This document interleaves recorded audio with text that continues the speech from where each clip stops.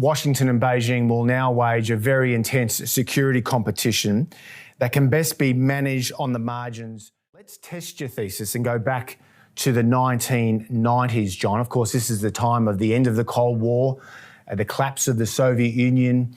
Charles Krauthammer coined the unipolar moment to describe an era of US primacy in the international system. Our old friend Frank Fukuyama, the end of history, all of that.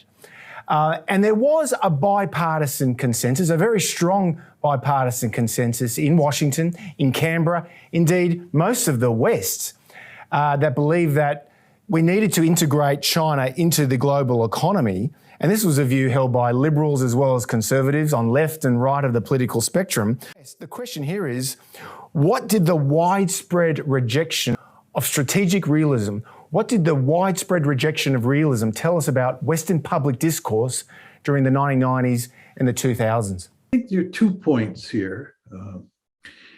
The first is, I think that the Frank Fukuyama view of the world won out once the Cold War ended. People in the West believe that the United States and its allies had fought fascism in the first half of the 20th century and defeated it. And then in the second half, we, mainly in the West here, and this would include countries like Japan and Australia as part of the West, I'm using that term loosely, that we had defeated communism. And that what the future held in store was nothing but liberal democracy. As time went by, more and more countries would become liberal democracies. To put it in slightly different terms, we had the wind at our back. And people like me who argued that realism was still alive, great power politics would still matter in the future, were seen as dinosaurs, people who had an outdated view of international politics.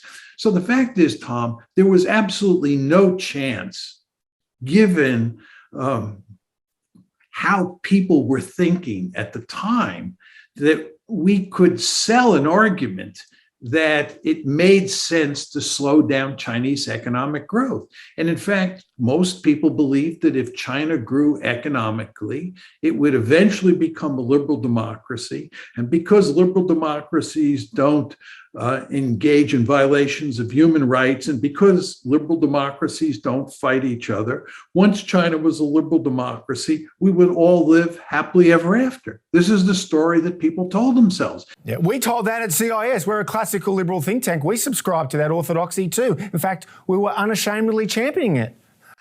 No, of course, that's true. I think, by the way, that you basically thought my views didn't make a lot of sense in the early 2000s. When you first heard them. And I think that was true of most people. But see, a lot of people listening into this would say, quite rightly, if we followed your approach in the 1990s and the 2000s, what effect would have that had on the economies of the US, Australia, Japan, and other countries that engaged heavily with China? That would have hurt us, surely, economically. Well, first of all, with regard to China, it would have delayed for a long time the point at which China became a great power. Remember, during the Cold War, China was not a great power. We lived in a bipolar world. There were two great powers on the planet, the United States and the Soviet Union. So China was not a great power in 1990. It would have taken much longer than it has for China to become a great power. And furthermore, I believe once it became a great power, let's say that happened in 2025 or 2030, that great power would have been much weaker than the one that we're facing today.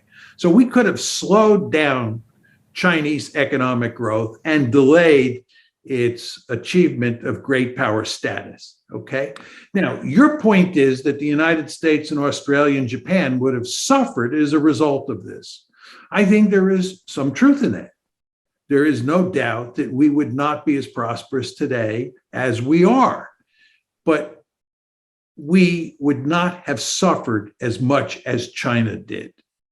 And the relative power gap, which is of enormous importance, the relative power gap would have been much more favorable for the United States, for Australia, and for Japan. And that matters greatly. We would not have committed, Tom, we would not have created, Tom, a peer competitor. Yeah.